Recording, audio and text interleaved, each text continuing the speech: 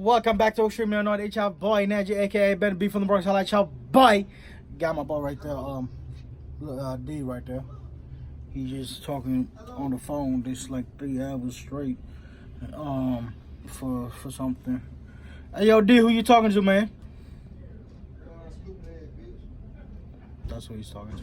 So guys, imagine this. Imagine working hard for countless hours, for months on end, to compete in a competition so you can win the competition. You actually win the competition fair and square with no type of drugs, no type of enhancement pills, none of that.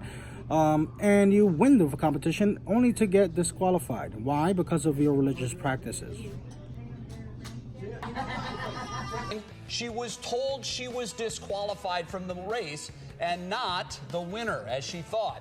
Disqualified, forget this, wearing her hijab. Oh, this is exactly what happened to this young Muslim girl in Ohio. After winning the race, she was disqualified for wearing her hijab.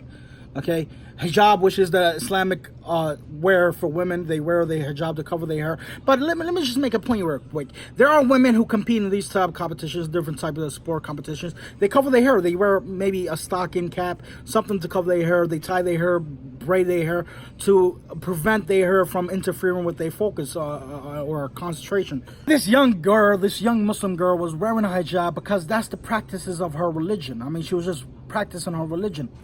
This is disgraceful, guys. It's disappointing to hear these things because some very similar things happen to a lot of Muslims around the world, you know, mainly in Europe and in non-Islamic countries. I mean, it's sad to hear this thing. You know, she worked so hard to win the race. She won the race fair and square with no type of actual legitimate things that a person should be disqualified for. Cheating, you know, male enhancement. What?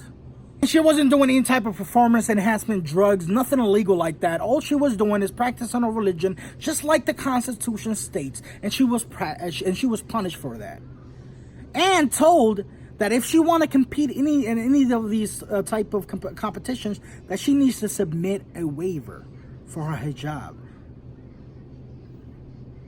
because she's Muslim, because she's practicing her religious rights.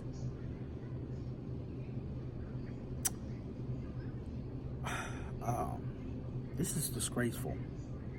It is disgraceful to the Constitution, to America, to the flag, to what this country stands for. We had enough. Muslims, listen. We need to express how outraged we are in the proper way. No violence, nothing like that. Even though there's something in me like, hey, get a bat and break these people's legs. Whoever, you know, the commission of that state, of that sport event, whatever they are, break their leg, Benny.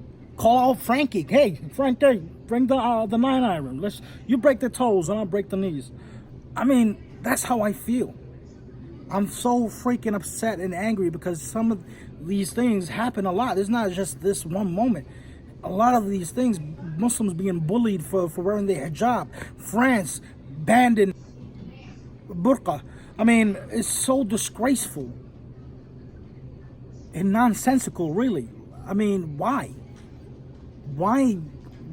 punish this girl after working so hard to achieve that goal, and you want to punish her for it because she's covering her hair?